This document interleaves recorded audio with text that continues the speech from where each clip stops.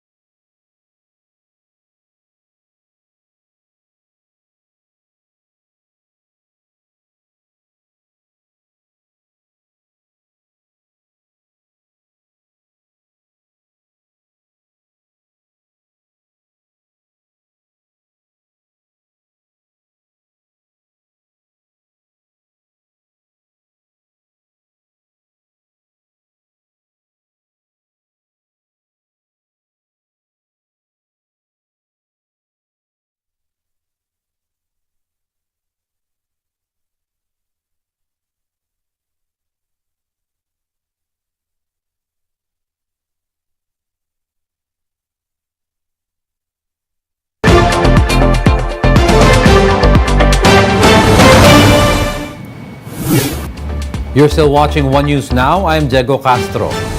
The remains of one of the Filipino victims in the Turquía earthquake have been brought home. Wilma Tescan's remains arrived on Wednesday and were taken to her home in Quezon. She was an overseas worker for 11 years in Turquía, where she also married her husband. Tescan is one of the two Filipinos killed in a magnitude 7.8 tremor. The Philippine contingent deployed to Turquía, meanwhile, continues on its rescue operations. So far, they were able to provide medical assistance to over 160 earthquake victims. The Philippine Egg Board airs concerns over the possible effect of bird flu outbreaks on supply of eggs in the market. The group says producers have become more hesitant about raising chickens amid fears that the virus could hit their farms and put their capital and hard work to waste. The group also notes that the increase in egg prices would not be enough to sustain poultry farms due to high prices of chicken feed. The Philippine Egg Board also raises concerns over underreporting bird flu outbreaks as government does not compensate well enough for farmers' losses. Kailangan kahit paano makabawi sila. Pag may sakit, habang hindi tumatanig yung bahay, ibinibenta na nila yung manok para magkapera sila. Eh kumakalot yun, kaya naghahawag yun sa iba yun. According to the Philippine Egg Board, the government only pays poultry farms 100 pesos per head or up to 300,000 pesos per farm hit by bird flu. The Bureau of Animal Industry acknowledges that the compensation is unjust and vows to raise it just enough to encourage farmers to report bird flu outbreaks. Ni-revise namin yung policy na yon, tinaasan natin. And that is under review na po ng DA. So ongoing na po yung revision nun. We are hoping na yung mailagay dong amount will be attractive enough for our farmers to report yung any suspect case na pag meron sila. So sana kahit papaano they won't feel naman na lugi sila. The government expects the boost in the country's tourism as the Philippines reopens to luxury cruise ships. This as the Philippines welcome 3 cruise ships in the country this week, 3 years after the COVID-19 pandemic struck. The government says cruise ships would do well to revive employment and revenue in the tourism sector. This as the Tourism Department expects an average revenue of $100 per passenger. This signals confidence as well in travel and tourism into the Philippines, and we're very grateful for the support of the city of Manila to open up its harbor to our visitors from all over the world. And those are the top stories of the hour. Join us again at 9:45 a.m. as we continue to monitor the day's biggest stories. You can also catch One News on Signal Play.